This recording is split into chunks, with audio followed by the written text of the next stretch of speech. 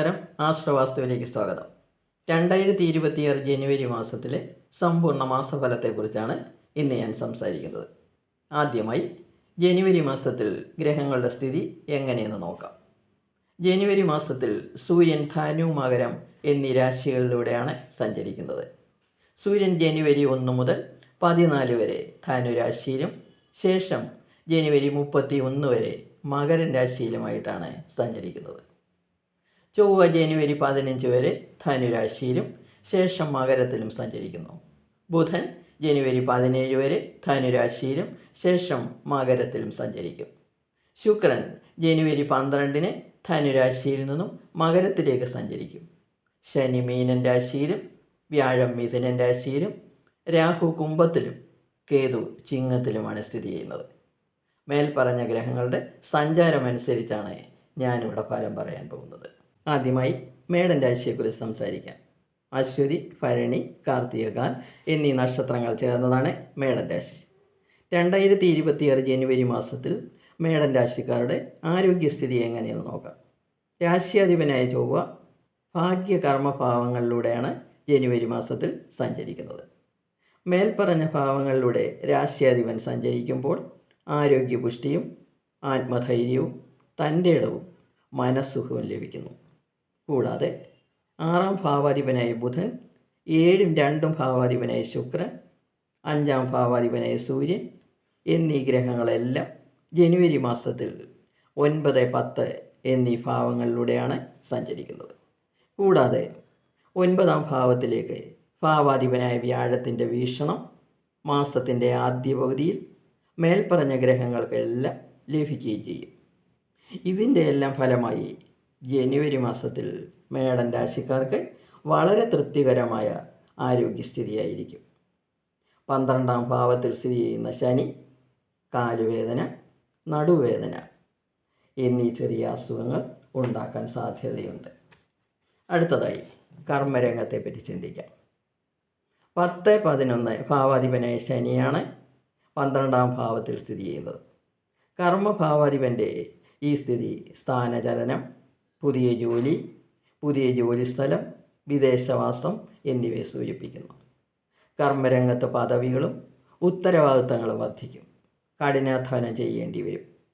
സമൂഹത്തിൽ മാന്യത വർദ്ധിക്കും. വരുമാനം വർദ്ധിക്കും.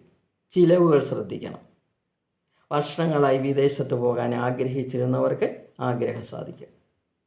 IT മേഖലയിൽ വർക്ക് ചെയ്യുന്നവർക്കും കലാകാരന്മാർക്കും രാഷ്ട്രീയക്കാർക്കും എല്ലാ സമയം അനുകൂലമാണ്. ഉദ്യോഗാർത്ഥികൾക്ക് ആഗ്രഹിക്കുന്ന പദവിയിലുള്ള തൊഴിൽ ലഭിക്കും. കഠിനാധ്വാനം ചെയ്യുന്നവർക്ക് അതിനനുസരിച്ചുള്ള ഫലം ലഭിക്കുകയും ചെയ്യും. പക്ഷേ ശത്രുക്കളുടെ ശല്യം ഉണ്ടാകാതിരിക്കാൻ പ്രത്യേകം ശ്രദ്ധിക്കണം. 7ാം ഭാവാധിപനായ ശുക്രൻ്റെ 9, 10 എന്നീ ഭാവങ്ങളിലെ സ്ഥിതി ബിസിനസ്സുകാർക്ക് അപ്രതീക്ഷിതമായ ധനനേട്ടങ്ങളുണ്ടാകും. കിട്ടാതെ കിടന്ന പണം കയ്യിൽ വന്നു ചേരും. ബിസിനസ് രംഗത്ത് പ്രശംസയും അംഗീകാരങ്ങളും വർദ്ധിക്കും. സ്ത്രീകൾ നടത്തുന്ന സ്ഥാപനങ്ങൾക്ക് പ്രശസ്തി വർദ്ധിക്കും. വിദേശത്ത് ബിസിനസ്സുകൾ തുടങ്ങാൻ പറ്റിയ സമയമാണ്. നല്ല ബിസിനസ് പങ്കാളികളെ ലഭിക്കും. അവരിൽ നിന്നും സാമ്പത്തിക നേട്ടങ്ങളും സഹകരണവും പ്രതീക്ഷിക്കാം. ബിസിനസ്സിൽ ഭാഗ്യപരീക്ഷണങ്ങൾ നടത്തിയാൽ ഈ സമയത്ത് വിജയമുണ്ടാകും. 5ാം ഭാവാധിപനായ സൂര്യൻ 9, 10 എന്നീ ഭാവങ്ങളിലൂടെയാണ് സഞ്ചരിക്കുന്നത്. ഈ സമയത്ത് വിദ്യാർത്ഥികൾക്ക് പഠനത്തിൽ വലിയ താല്പര്യം തോന്നുകയും വിജയങ്ങൾ കരസ്ഥമാക്കുകയും ചെയ്യും. ഉന്നത പഠനത്തിനുള്ള വഴികൾ തെളിഞ്ഞു വരികയും ചെയ്യും. എല്ലാ കാര്യങ്ങൾക്കും ഭാഗ്യം അനുകൂലമായിരിക്കും. ഉദ്യോഗാർത്ഥികൾക്ക് സമയം അനുകൂലമാണ്. ദമ്പതികൾക്ക് മാസത്തിൻ്റെ 2ാം പകുതിയായിരിക്കും കൂടുതൽ അനുകൂലം. പ്രണയിക്കുന്നവർക്ക് സമയം അത്ര അനുകൂലമല്ല. കമിതാക്കൾ തമ്മിൽ കലഹങ്ങൾ ഉണ്ടാകാനുള്ള സാഹചര്യങ്ങളുണ്ട്. വിവാഹം ആലോചിക്കുന്നവർക്ക് സമയം അനുകൂലമാണെങ്കിലും മാസത്തിൻ്റെ 2ാം പകുതിയായിരിക്കും കൂടുതൽ ഗുണപ്രദം. 11ാം ഭാവത്തിൽ സ്ഥിതി ചെയ്യുന്ന രാഹു ധനലാഭവും അധികാരങ്ങളും മനസ്സന്തോഷവും ഭാര്യാപുത്രാദി സുഖവും നൽകുന്നു. എന്നാൽ 5ാം ഭാവത്തിൽ സ്ഥിതി ചെയ്യുന്ന കേതു ധനച്ചിലവുകളെയും സന്താന ക്ലേശത്തെയും അഭിപ്രായ വ്യത്യാസത്തെയും സൂചിപ്പിക്കുന്നു. 3-ാം ഭാവം വ്യാഴത്തിന് അനുകൂല ഭാവമല്ല എങ്കിലും വ്യാഴം നിങ്ങളുടെ 7, 9, 11 എന്നീ ഭാവങ്ങളിലേക്ക് ദൃഷ്ടി ചെയ്യുന്നു. ഇത് നിങ്ങൾക്ക് ദാമ്പത്യ സുഖവും ഭാഗ്യവർദ്ധനവും ആഗ്രഹസാഫല്യവും നൽകുന്നു. അങ്ങനെ 2026 ജനുവരി മാസം നിങ്ങൾക്ക് ഭാഗ്യങ്ങളുടെ ദിനങ്ങളായിരിക്കും നൽകുന്നത്. ഭാഗ്യാനുഭവങ്ങൾ വർദ്ധിപ്പിക്കാൻ ശനിയാഴ്ച തോറും ശാസ്താവിന് നീരാഞ്ജനം നടത്തുകയും മഹാവിഷ്ണുവിന് വ്യാഴാഴ്ച തോറും പാൽപായസം നടത്തുകയും ചെയ്യുക.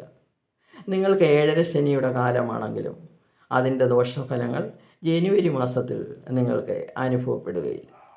നിത്യവും നാമം ജപിക്കുക. എല്ലാ പ്രയാസങ്ങളും അകന്നു പോകും. എല്ലാവർക്കും നന്മകൾ നേർന്നുകൊണ്ട് നിർത്തുന്നു. ഇനി അടുത്ത വീഡിയോയുമായി വരാം. വീഡിയോ ഇഷ്ടപ്പെട്ടെങ്കിൽ സബ്സ്ക്രൈബ് ചെയ്യുക. സംശയങ്ങൾക്ക് വാട്സപ്പ് നമ്പറിൽ ബന്ധപ്പെടുക.